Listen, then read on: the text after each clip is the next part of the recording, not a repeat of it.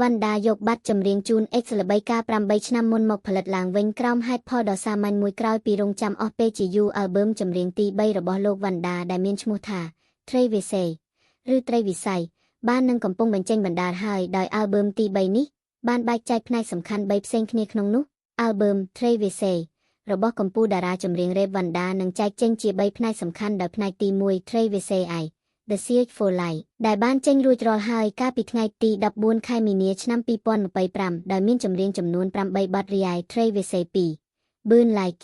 The Sun ក៏បានបញ្ចេញរួចរាល់ដូចគ្នាដែរកាលពីថ្ងៃទី21ខែមីនាឆ្នាំ2025កន្លងទៅចំណែកផ្នែកចុងក្រោយគឺ Travisay E នឹងបង្ហាញនៅថ្ងៃទី1ខែឧសភាឆ្នាំ2025ខាងមុខនេះងាកទៅកាន់ Travisay 2 Burn Like The Sun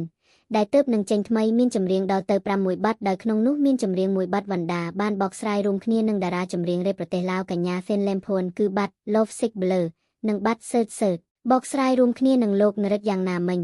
អ្វីដែលគួរឲ្យចាប់អារម្មណ៍ក្នុងចំណោមចម្រៀងទាំង6បទនៃ Travisay 2លោកវណ្ណដាបានលើកយកបទចម្រៀងកាលពី8ឆ្នាំមុនគឺបទចម្រៀងជូន X មកផលិតជា version 3រហូតធ្វើឲ្យអ្នកគាំទ្រខ្លះលើកឡើងថាលោកចង់ផ្ញើជូនទៅនរណាម្នាក់ជាក់ស្ដែងកាលពីកម្មវិធីសម្ពោធអាល់ប៊ឺមកាលពីអំឡុងខែមករាឆ្នាំ2025កន្លងទៅលោកវណ្ណដាបានចម្រាបរួចមកហើយដែរមូលហេតុដែលលោកបានលើកយកបទចម្រៀងជូន X